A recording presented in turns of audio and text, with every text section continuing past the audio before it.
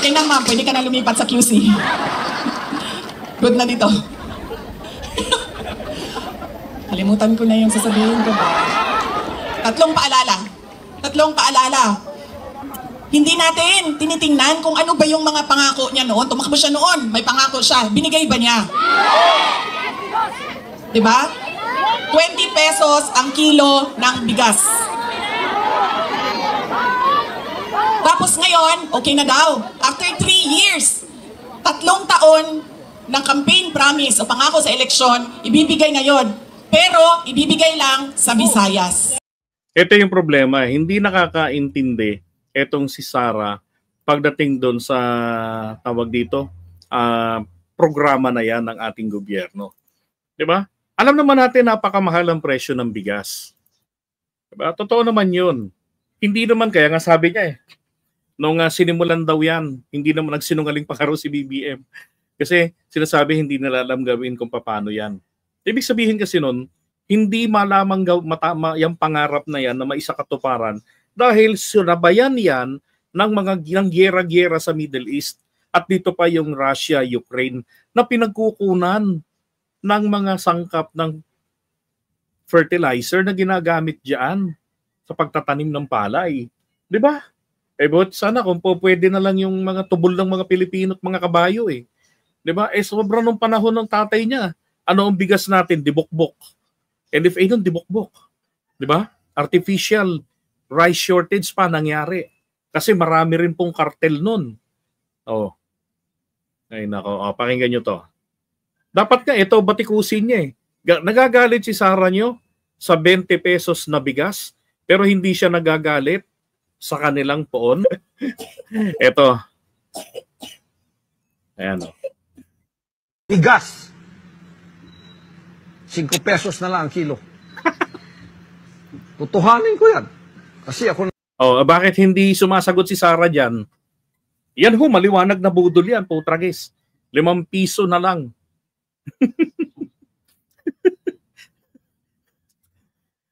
Ang kilo ng bigas, hayop. Saan kaya niya kukunin yun? Fake rice ba yan galing China? Ang may-ari ng sanlibutan. Ayun naman. Salamat kayo kung may-ari.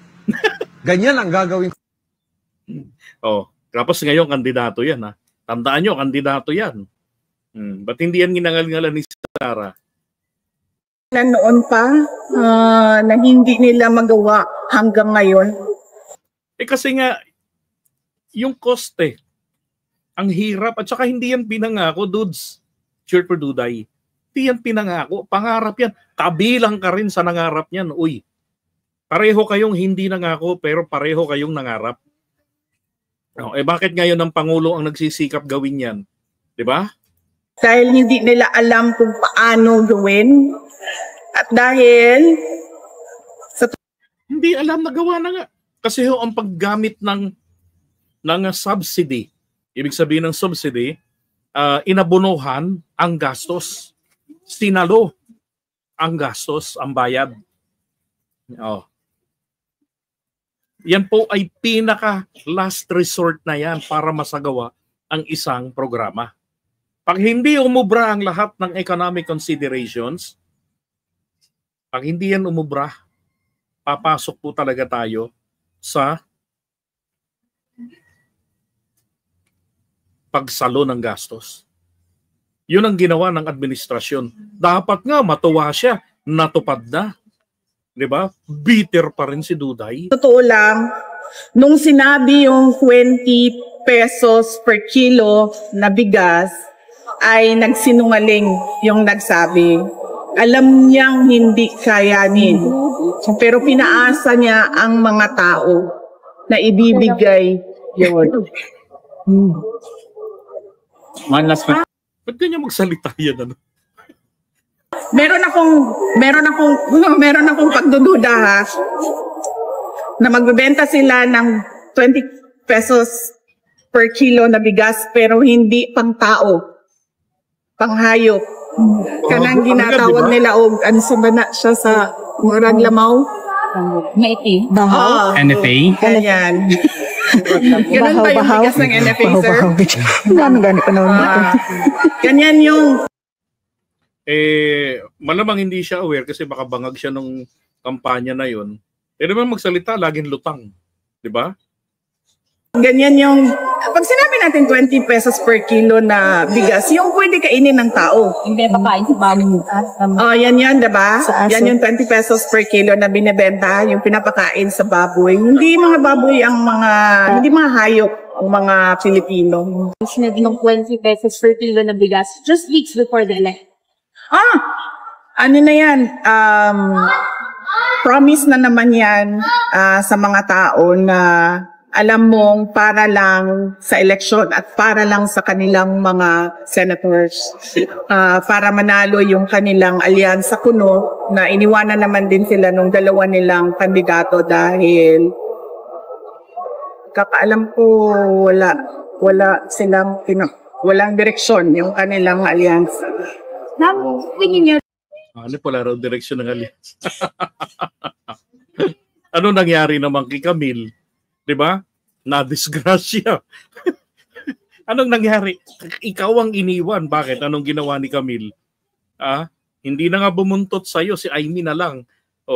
Si Camille bumalik ng alyansa pero wala na. Walang paninindigan. Kung ako papipiliin, Camille, Tolentino, I'll go for Tolentino. 'Di ba? Ano kung hindi mas solid ang alyansa? Aba, kung may Judas naman, di na lang. related to this survey because malaki yung Pesos per kilo na bigas. Sinasabi nila, Tiyaw ba? Natuman yun. natin. Tinuod na yung Ito yung yung mga fake news nila ngayon na pinaglalalabas. Ang sinabi rito, lumabas ito a few days ago. Okay, mga bandang mga 25 pa lamang mula nung i-anunsyo ng Pangulo, lumabas na agad ang videos na to. Ilang mga videos din po yan ng 20 pesos na kilo ng bigas na pangit ang itsura. Fake news agad nila. Kahit may warning na ang PCO si Atty. Claire. Lang yan si Atty. Claire pa fake news ngayon. Winarningan na hindi natatakot ang mga kumag. Kaya nga ang NBI dapat trabahuin nyo yung mga yan. Dahil alam nyo na-identify nyo na Kapag pini-fake news ang gobyerno, ibig sabihin, sinisira nila ang trabaho ng pamahalaan. 'Di ba? Kasi dapat ang trabaho ng pamahalaan magbibigay ito ng pag-asa sa mga tao. Pero dahil po sa pagsirang ginagawa ng mga to, nasisira ang kanilang pag-asa sa pamahalaan. 'Di ba? So panagutin niyo yung mga yan. Hulihin niyo yan. CIDG, 'di ba? Cybercrime Division. Kila General Torre. Ang dami niyong pwedeng paglaruan ngayon. Ayan, Guys, nga nanay kita itag-20 nga bugas, no? Okay. Tinuod gid siya. 20 na yung kilos bugas, no? At saka isipin mo ikaw rice dealer ka. 'Di ba? Ibenta ka ng bigas. Maglalabas ka ng ganyan, magbibenta ka ng ganyan. Kung ako hindi ako kukuha ng ganyan sa DTI, isa rin yan. Dapat asikasuhin yan. Kung ako nagtitindang bigas, ba't ako magbibenta ng ganyan 20 pesos na kilo ng bigas, tapos kasagwa-sagwa ng itsura, sisirain ko tindahan ko? 'Di ba? I-stock ko yan. Ay nako. Abi ko binuwang na to. Alam niyo yung totoo dyan, yan pong bigas na yan, pangkain po ng mga baboy, yan yung mga nabaha. Pangkain ng baboy, mayroon pa nga nagtag dati yan, dog food yan yung 20 na yan. Pero ngayon, kinokonekta nila sa sinabi ng Pangulo na yan daw ang bigas ni PBBM, kundi ba naman mga bungultong mga to. Di ba? Tiyaw ba? Natuman gid siya. 20 na kilo. Sa tono na nagsasalita, halatang galing Mindanao. Salamat kayo, Mr. President. Natuman ng tag-20. Tinuod na yung sulti. Alam mo ba, Mahal mo na. Wala tayong magagawa, mahal mo na. Ba't agad? Ba't agad? Ba't agad? Good morning. Di ba? Isipin mo next week pa po lalabas yung bigas. Next week pa magbibenta. Paano nangyari ang mga DD shits? Yung utak tae talaga. Ay, sorry sa kumakain. Di ba? Itong mga yellow turds na to, yellow brains, etong mga to, may bigas agad sila, may supply agad sila. Saan kayo kumuha sa mga Duterte? Ano yan, naka-stock? Huling-huli agad eh. Di ba? Pilot areas lang dun sa Cebu. Ang bibentahan po niyan. React tayo sa 20 pesos na bigas na Yari kayo rito sa Bisaya na to, kay Nelson Urbano. pinag-uusapan. Sabi nila, pagkaing hayop daw, pagkaing baboy. So, siyempre, ako din na laking NFA. Nito, NFA yung kinakain namin noon. Lima anak ko. So, medyo parang ano na yan imbis na tumulong lang tayo, pagbabatikos pa tayo, sasabing pagkaing baboy, pagkaing hayop, siyempre, kaming mga mahirap, nasasaktan kami kasi doon kami lumaki sa NFA. Yun kasi ang kaya naming bilhin noon. Problema nga kasi rin yung NFA ni Digong may bokbok. Tsaka, sinasapot, di ba? Sinasapot na yon. Out of desperation, kasi nga, gusto lagi nila na angat sila lagi sa survey nun di ba? Pati nung nagkaroon ng foot and mouth disease, naalala niyo yun? Ginawa ni Digong, kinain yun. Nakalusot siya doon, yung COVID. Di ba? Sa sobrang pasikat ng matanda, ihian daw niya yung COVID, hugas daw ng gasolina. Tragis na yun. Ano nangyari? Di ba? Hindi isinara ang mga palipara natin. Nakapasok yung may dala ng COVID. Yun ang sinasabi ni PBBM Pinabayaan ng mga Pilipino na magkasakit. Yun Di ba? Masyadong naggaling-galingan, in-underestimate. Anong ending? Ang daming mga namatay. Sabagay, kumita sila ron. So, medyo nakaka-disappoint yung mga ganong public officials na imbis na tumulong, na mabatikos pa. Diba? So, why not supportahan lang natin ang government para, siyempre, sa ganyang mga programa, maraming mga Pilipino ang makakaahon konti kasi bababa ang budget nila sa bigas. Okay? So, supportahan lang natin, guys, yung government para good. And sa mga naman na nagbibisit sa akin na sabi ng mga iba't ibang words sa akin, peace. National Food Authority is happy. Ito ang programa ng NFA. Sa mga ayaw magbenting bigas kasi hindi kayo makakabili, wala sa lugar nyo. To announce ng ating pong buffer stock sa kasalukuyan ay nasa 358,000 metric tons. Sumahin natin sa sako ng bigas, ito po ay katumbas ng 7.16 million bags of katumbas na bigas. Ang ibig pong sabihin yan, kung ito po ay maglalast ng 9.36 days, kaya pong pakainin ng buong Pilipinas ng mahigit 9 na araw. Pagdating naman po sa ating mga consumers, mababang presyo ng bigas, ang National Food Authority po ay mayroong programa together with the Department of Agriculture and the FTI and with the cooperation of our LGUs. Meron tayong tinatawag na 30 pesos per kilo na bigas sa merkado sa mga participating LGUs. And at the same time, patuloy yung ating P29 o yung 20 pesos na bigas para sa ating mga vulnerable sectors. Sa ating Okay. So, ibig sabihin dito, may programa ang gobyerno, existing ito, yung 30 pesos, yung 30 pesos available sa mga merkado. Ito na mga 29 at saka yung 20 doon sa mga vulnerable areas. Yung mga talagang na-identified nila na mga talagang hindi kakayanin ng 29 o 25, then itinodo na ng gobyerno ang subsidy. 20 pesos. Diba? Tinodo na nila, sinagad-sagad na. No. Hindi pa rin masaya. Nung panahon nga ni Digong, masaya na kami noon Kahit na nung may bukbok, bumibili ko noon No choice Magkano yung may bokbok nung panahon ni Digong? 29 pesos. Magkano yung yung iba noon? 30 pesos din, mahigit 32. Oh, yan yung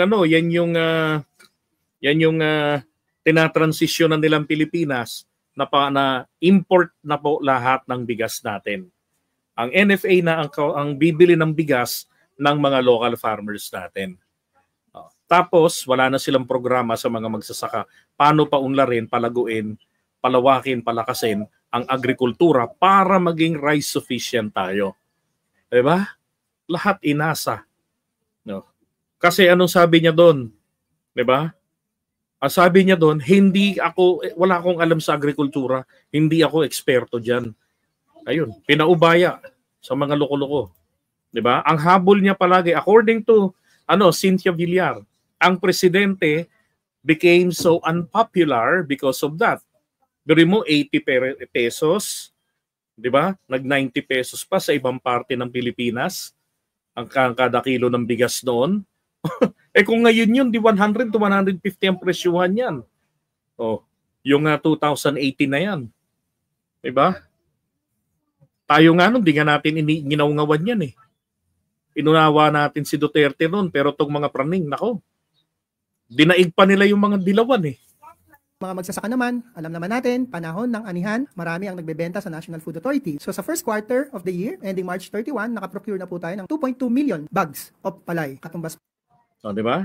Marami tayong supplies ngayon, sinasamantala ng administration. Pero I just heard the news, ang gusto ni PBBM, yung 20 pesos na yan, mag-nationwide yan.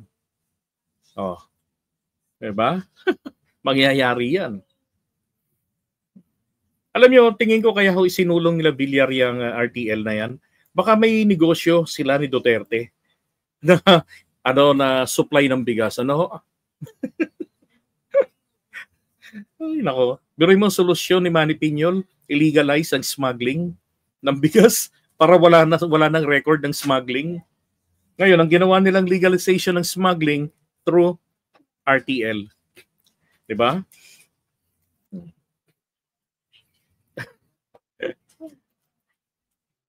Gas. 5 pesos na lang ang kilo. Tutuhanin ko yan. Kasi ako nang may-ari ng sanlibutan. Pasalamat kayo ako nang may-ari. Ganyan ang gagawin ko. Diba? Pero hindi pa nagustuhan ni Duterte yan. Asa na yun? Tumawad pa ng 7 pesos. Okay, so alis dyan. Balik natin si Sarah.